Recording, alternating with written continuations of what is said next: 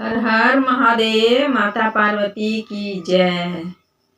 सबसे पहले अपने गुरुदेव के चरणों में प्रणाम करती हूँ, माता गौरा के चरणों में प्रणाम करती हूँ और जितना भी देवी देवताओं हैं उन लोगों को भी चरणों में प्रणाम करती हूँ। मेरा प्रणाम स्वीकार हो। और हरिंदर भैया नीलम दीदी को भी चरणों में प्रणाम करती हूँ, मेरा प्रणाम स्वीकार हो। और जितना भी यूट्यूब फैमिली है जो मेरा वीडियो देखते हैं सुनते हैं उन लोगों को भी चरणों में प्रणाम करती हूँ, मेरा प्रणाम स्वीकार हो। तो गुरु भाईवान सब आज हमें कथा लाए हैं। सास बहू की कथा है, बहुत बड़ी दुख भरी कथा है।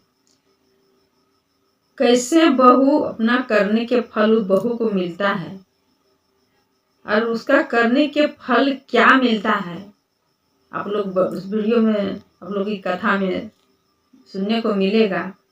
लोग शुरू से अंत तक सुनिएगा। अगर अच्छा लगे तो लाइक कर दीजिएगा, शेयर कर दीजिएगा। क्या उसको सजाए मिलता है ये आपको कथा में सुनने को मिलेगा। तो चलिए ज़्यादा बात नहीं करते हुए हम कथा शुरू करने जा रहे हैं। एक शिव शिष्या थी। एक शिव शिष्या थी।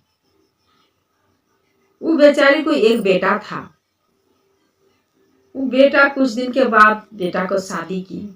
उसका पति नहीं था। पति कभी बहुत दिन पहले गुजर गए थे। वो बेटा को खुद ही पाली थी, बहुत मुश्किल से पाली थी बेटा को। बेटा को शादी दी। जब शादी दी घर में बहू आई तो बूढ़ी माँ जो थी उसको लगा कि अब तो घर में बहू आ गई है, अब हम खूब बढ़िया से भगवान के शिव चर्चा करेंगे और भजन करेंगे मंदिर में। वो बूढ़ी माँ बहुत अंदर अंदर से सोच रही थी अब घर में बहू आ गई है, अब हम आनंद से भजन करेंगे और चर्चा करेंगे, सुनेंगे भी। पर वो बूढ़ी माँ के साथ कुछ उल्टे हो रहा था। जब भी वो जाती थी चर्चा में तो उसका बहू को बहुत बुरा लगता था। और उसका जो एक बेटा थे वो कमाने के लिए चला जाते थे, क्योंकि गरीब थे, नौकरी तो था ही नहीं। कहीं अपना प्राइवेट से कहीं किसी के घर में कोई काम दिया कर रहे थे या कहीं भी कर रहे थे और प्रतिदिन कमा के लाते थे, वही में गुजर बसर चलता था। तो जब इस चर्चा से आती थी तो उसका बहू कहती है, शिकायत करती है अपने पति से कि आपकी माँ प्रतिदिन जाती है मंदिर और मंदिर से भी आती है, घर का काम अकेले करते हैं।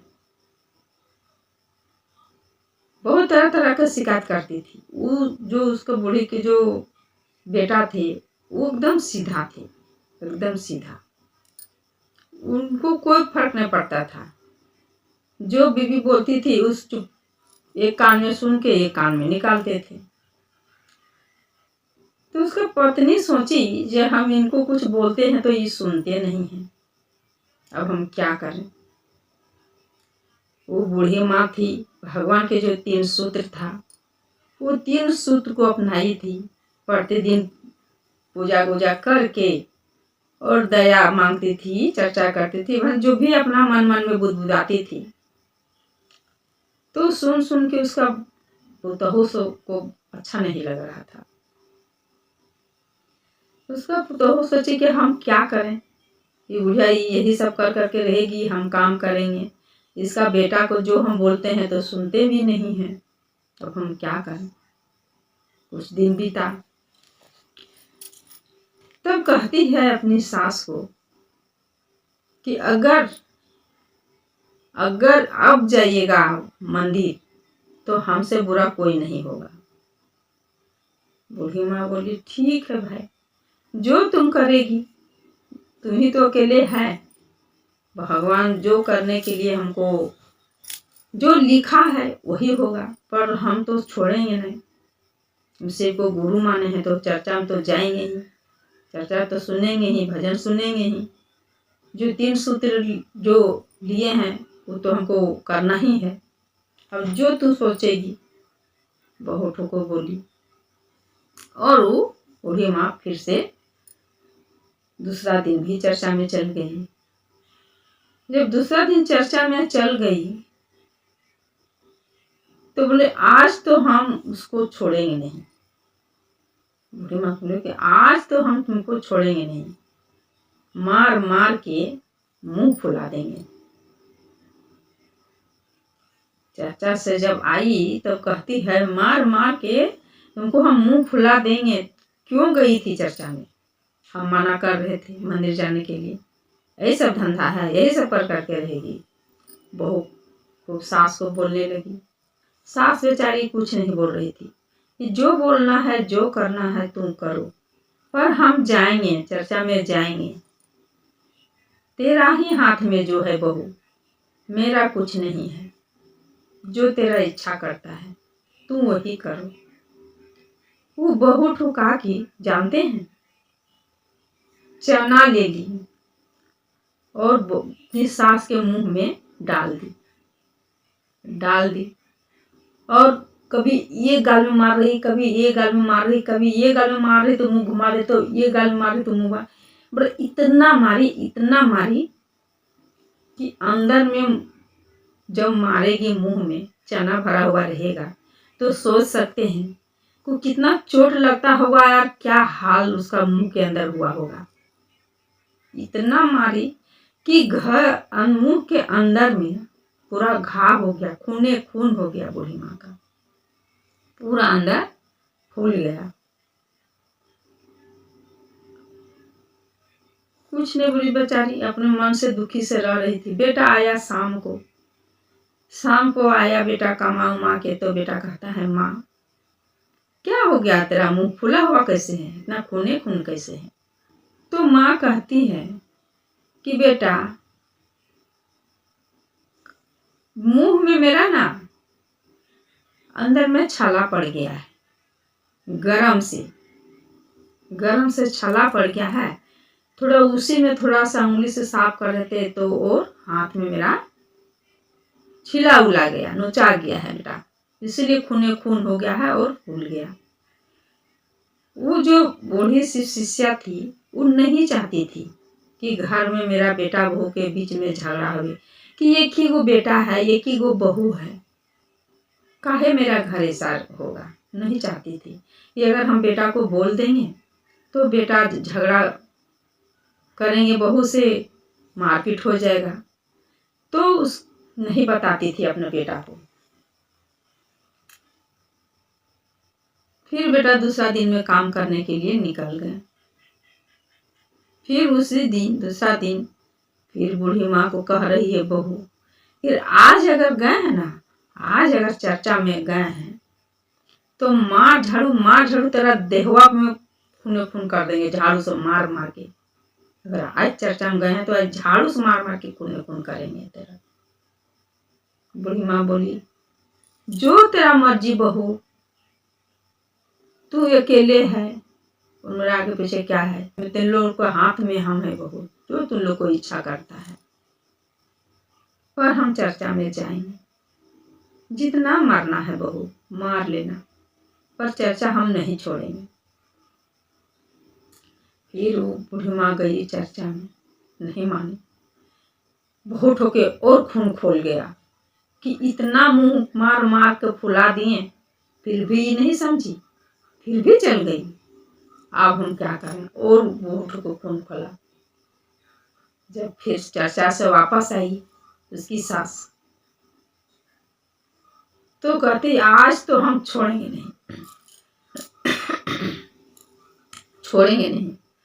हम बोले थे ना कि नहीं जाने के लिए, जाइएगा तो मार मार के देह फुला देंगे आज, तो आज फुलाइए देते हैं। झाड़ू उठाई, दे झाड़ू के शरीर में खूने खून कर दी। जहाँ तहाँ झाड़ू जो था उसका शरीर में, रस बदन में बुझा गया है, खून आ गया पूरा शरीर। शाम हुआ, फिर बेटा आए घर मतलब काम करके, तो बेटा बोलते हैं फिर से कि माँ कल तो तेरा मुंह में छाला पड़ गया था, मुंह फूला हुआ था, आज तेरा शरीर में ऐसा क्यों हो गया है, पूरा शरीर खूने खून क्यों है? पूरा शरीर में देखते हैं झाड़ू टूटा हुआ है, क्या बात है, कैसे ऐसा हुआ है। तो फिर से माँ छुपा रही है, कहती है बेटा कुछ बात नहीं है बेटा, हमने वहां सोए हुए थे खटिया में, और ऊपर से छज्जा से एगो बिल्ली कूदी, और वहां झाड़ू भी रखा हुआ था। तो झड़ुओ गिरा, बिल्लियों कूदी मेरा शरीर में। तो बिल्लिया के जो नाखून था न बेटा, मेरा शरीर में इतना नोचा गया है, और झड़ुआ गिरा तो टूट गया मेरा शरीर में। और कुछ बात नहीं है बेटा, और कुछ बात नहीं है। बेटा बोला कि ऐसा बिल्ली गिरने से चोट लग गया इतना, चलो हो सकता है लगा होगा, कुछ नहीं बोला बेटा। तीसरा दिन हुआ, तीसरा दिन फिर बेटा गया काम करने के लिए। जब बेटा काम करने के लिए चला गया, तब फिर उसकी बहू कहती है सास से, एक दिन मुंह फुलाएं, एक दिन देह फुलाएं। आज तीसरा दिन है, अगर आज जाएगी चर्चा में मंदिर, तो आज पूरा देहवा को हम नक्शा बिगाड़ देंगे, तो शरीर को नक्शा बिगाड़ने तरह मुंह का देख लेना। आज अगर मंदिर जाएगी तो पूरी सास को पूरा धमकाने लगी। फिर सास हाथ जोड़ के कहती है, जो तेरा इच्छा बहू वो ही करना, पर हम चर्चा में जाएंगे, चर्चा हम नहीं छोड़ेंगे बहू, जो करना है तुम कर लेना बेटा, पर हम चर्चा में जाएंगे। फिर से सास कहा कि चर्चा में चली गई। चर्चा से वो वापस आई बूढ़ी माँ, उसकी बहू जो थी वो चावल बनाने के लिए पानी बैठाई थी चूल्हा में, चावल बनाने के लिए पानी बैठाई थी, पूरा पानी खोल रहा था। जैसे आई उसकी सास चर्चा से, वो खोला हुआ पानी अपनी सास के शरीर में दी गिरा, और पूरा शरीर हो गया फोका फोका। पूरा चिल्लाने लगी, पूरा रोने पटकाने लगी बूढ़ी माँ। बेटा तो घर में थे नहीं, पूरा चिटपिटाने लगी, अब क्या करेगी, हे शिव हे शिव, दया करिए प्रभु, दया करिए प्रभु, चिल्लाने लगी। शाम हुआ, फिर बेटा घर से काम से वापस आया और बोलता है, माँ कल तो खूने खून था शरीर, आज इतना फोका बड़का बड़का हो कैसे गया, फोड़ा कैसे हो गया तेरा शरीर में, अब ये कैसे हो गया तेरा। फिर माँ छुपा रही है गलती अपनी बहू को, और कहती है कि बेटा पूरा गांव चेचक फैला है, चेचक एक बीमारी होता है बेटा, पूरा गांव फैला हुआ है, हमको भी हो गया है वही चेचक, माता रानी आ गया है, पूरा शरीर में फोड़ा हो गया है, फोका हो गया है, और कुछ बात नहीं है बेटा, सब कुछ ठीक हो जाएगा, सब कुछ ठीक हो जाएगा। बेटा बोला हो सकता है, माँ जानती है ये सब, भले हम नहीं जानते हैं, माँ जानती है, तो हो सकता है। बेटा चुप मार दिया। तीन गलती अपनी बहू को बूढ़ी माँ छुपाई, नहीं बताई कि मेरा घर शांति रहेगा, अशांति ना हो, और मेरा कोई है नहीं, एक बेटा है एक बहू है, गलती छुपाई। तब उसकी एक दिन उसका बेटा कहता है परिवार से कि बहुत कमा लिए, बहुत खा लिए, से काम करो ना, चलो हम लोग चलते हैं गंगा स्नान, गंगा भी स्नान करना बहुत जरूरी है, तो चलो हम लोग चलते हैं गंगा स्नान करने के लिए। तो उसका परिवार बोले हाँ ठीक है चलिए, पर माँ जी को लेते चलिए ना, माँ जी को भी लेते चलिए। तो उसका पति बोले हाँ ठीक बोली, लेते चलते हैं, माँ को भी लेते चलेंगे। वो बोले कि माँ चलो गंगा स्नान करने के लिए। तो बेचारी वो क्या करेगी, पूरा शरीर उसका जल रहा था, पूरा शरीर जलन दे रहा था। वो गंगा स्नान करने के लिए कब जाएगी, उसका हिम्मत कहाँ हो रहा है। वो पूरा इधर से उधर छिटपटा रही, इधर से उधर छिटपटा रही जलन से। वो बूढ़ी माँ बोली कि नहीं बेटा, तुम लोग जाओ गंगा स्नान करके आना, हम नहीं जा पाएंगे। कैसे स्नान करेंगे इस तरह गंगा स्नान, हमसे नहीं हो पाएगा। जाओ तुम लोग दोनों गंगा स्नान करके आना। तब उसका बेटा बोले, माँ हम अगर गंगा स्नान करेंगे तो तू तो जाएगी नहीं, तो हमको कोई बताएगा कैसे क्या करना होता है क्या नहीं करना होता है। हम गंगा स्नान करेंगे हम लोग, तो वहाँ हम क्या बोलेंगे और क्या मांगेंगे। सास भी वही पूछी कि क्या वहाँ बोलेंगे क्या मांगेंगे। तब उसकी सास कहती है कुछ नहीं, जब गंगा डुबकी लगा लेगी उसके बाद बोलना, जो सास करती है वो सास पाएगी, जो बहू करती है वो बहू पाएगी। बेटा वो कैसे सिखाएगा, जो जैसा करता है उसको वो मिलेगा। तो वो सब डुबकी दोनों प्राणी लगा के और आने लगा। तो फिर उसकी परिवार जो थी बोलती, ए जी माँ जो बोली थी कि जो सास करेगी सास पाएगी, जो बहू करेगी बहू पाएगी, तो वो चीज तो बोलने के लिए हम भूल ही गए। आने लगे, वहां तो कुछ बोले नहीं, हम लोग स्नान किए सीधे आ रहे हैं, वो तो हम बोले ही नहीं कुछ। तो उसका पति बोलते हैं नहीं बोली तो बोलो, जाओ नहाओ। और फिर से वो दोबारा चली गई डुबकी लगाने के लिए। जब वहां डुबकी लगाई, एक डुबकी लगाई, दूसरा डुबकी लगाई, तीसरा डुबकी लगाई, बोलती है गंगा मैया से कि हे गंगा माँ, तीसरा डुबकी लगा लिए, अब हम आपसे दया मांग रहे हैं, मेरा दया जो भी मांग रहे हैं स्वीकार करिएगा। जो सास करेगी वो सास को मिलना चाहिए, जो हम करेंगे वो हमको मिलना चाहिए। और फिर से वो तीसरा डुबकी में ही बोलने वाली थी और तीसरा डुबकी लगाई। जैसे वो तीसरा डुबकी लगाई और उठी कि सुअर बन गई, वो सुअर बन गई। तो सुअर बन गई है, उसका जो साड़ी पहनी थी वो सुअर के गर्दन में लिपटा गया है। तो गंगा से निकली और आई, सब देखते हैं उसका पति इंतजार कर रहे हैं, गई है नहाने के लिए, अभी तक आई नहीं है, अभी तक आई नहीं है, क्या हो गई भाई।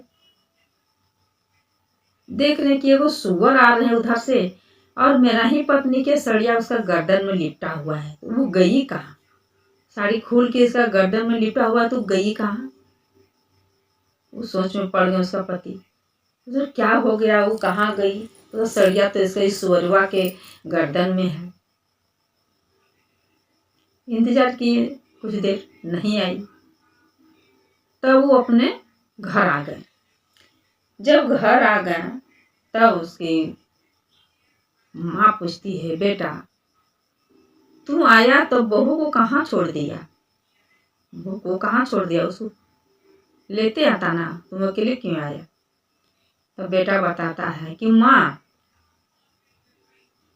हम लोग डुबकी लगा के आ ही रहे थे, फिर याद हुआ कि तू जो बताई थी ना, वो वहां हम लोग बोलने के लिए भूल गए थे।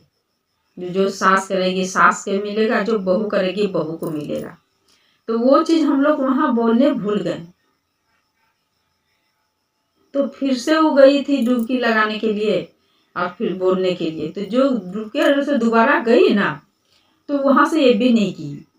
वहां से वो सुअर आया और उसी का साड़ी देखे गर्दन में लिपटा हुआ था, वो नहीं आई, उसका साड़ी गर्दन में लिपटा हुआ था। हमको लगता है कि वो दह गई, नहीं आई वो अब वापस नहीं आएगी माँ, क्योंकि उसका साड़ी सुअर के गर्दन में था, तो वापस कैसे आएगी सोचिए। अब समझो कि वो दह गई, चली गई। तब माँ कहती है बेटा से कि बेटा, जो सुअर था ना वही तेरी पत्नी होगी। बेटा बोला कैसे माँ? तो हाँ, उसका गर्दन में तेरे उसका साड़ी था तो कौन होगी? वही होगी ना, वही होगी। बेटा करने के फल था, उसको करने का फल। जो जैसा करता है बेटा उसको भगवान वैसा फल देते हैं। तुम जो पहले दिन हमको देखा था बेटा, जो मुंह में पूरा मेरा घाव था, फूला हुआ था बेटा, हम चर्चा से आए हुए थे और ये हमको मुंह में चना भर के और पूरा मुंह मारी है, दोनों साइड से मार रही थी और मेरा अंदर में पूरा घाव हो गया था, फूल गया था बेटा। तू हमको पूछा लेकिन हम तुमको नहीं बताएं, क्योंकि हम नहीं चाहते हैं कि मेरा घर अशांति रहे। और दूसरा दिन जो तुम देखा बेटा कि मेरा पूरा शरीर में घाव था, झाड़ू नोचल, जो हम झूठ बोल दिए थे कि बिल्ली गिरी थी, कि नहीं बेटा बिल्ली नहीं गिरी थी। वो बहुत हमको पूरा झाड़ू झाड़ू मार के पूरा शरीर में हम खूने खून कर दी थी। पर हम नहीं बताएं तुमको, हम नहीं चाहते हैं कि मेरा घर अशांति रहे, हम चाहते थे कि मेरा बेटा वो खुश रहे। और तीसरा दिन जो देखा बेटा कि पूरा शरीर में मेरा फोड़ा था, मेरा शरीर में खोला हुआ पानी डाल दी थी, खोला हुआ डबका हुआ पानी डाली थी बेटा, उसमें मेरा पूरा फोका हो गया था। हम पूरा चिटपिटा रहे थे बेटा जलन से, पूरा मेरा प्राण निकल रहा था जलन से बेटा। हम कुछ गलती नहीं कर रहे थे, भगवान के चर्चा में जा रहे थे और जब भी भगवान के चर्चा से आते थे मेरा साथ ऐसे करती थी बेटा। पर हम नहीं चाहते थे, हम नहीं सुनाते थे कि क्यों सुनाएंगे। मेरी बहू सब कुछ, मेरी बहू को ठीक हो जाएगा, मेरी बहू घर में ठीक रहेगी, हम यही चाहते थे, कभी हम बुराई नहीं चाहते थे। तो जो जैसा करता है उसका फल वही मिलता है बेटा। हम गलत नहीं करते थे, लेकिन मेरा साथ वो बहुत गलती करती थी, बहुत गलती। इस तरह के अपना बेटा भी सोचकर माँ तुम इतना बड़ा बात हमसे छुपाई, नहीं छुपाना चाहिए था। पर कोई बात नहीं बेटा, भगवान जिस दिन लाते हैं उस दिन सुना नहीं पड़ता है, सुनने वाला दिन भगवान ला दिए हैं गुरुदेव, हम सुना दिए। कि देखिए सास होती है, सास कभी बेटा वो बुरा नहीं चाहती है। सास को हम जानते हैं कि हर घर में झगड़ा होता है, एक जगह अगर कहता है लोटा रहता है तो ठोकर खाता ही है। होना चाहिए, होता भी है, पर इतना नहीं होना चाहिए, इतना दुख कभी सास को नहीं देना चाहिए। सास बेटा कितना मुश्किल से पैदा की है, पाली है, पोसी है, इतना बड़ा की है, तब वो आपको बेटा तेरा हाथ में दी है। बेटा भी होता है तो दूसरे का हाथ में, जैसे कहता है कि बेटी किसी और के घर जा रही है, किसी और के हो गई है, इस तरह बेटा भी किसी और के ही हो जाता है। तो माँ को भी बेटा से भी आशा रहता है, बेटी से भी आशा रहता है, पर इतना दुख नहीं देना चाहिए। माँ माँ होती है, सास सास होती है। तो चलिए आज की कहानी, उम्मीद करती हूँ कि ये वाला कहानी आप लोगों को सुन के अच्छा लगा होगा। अगर अच्छा लगा होगा तो लाइक कर दीजिएगा, शेयर कर दीजिएगा, कमेंट बॉक्स में हर हर महादेव जरूर लिखिएगा। चलिए सब मिलके बोलिए हर हर महादेव, माता पार्वती की जय।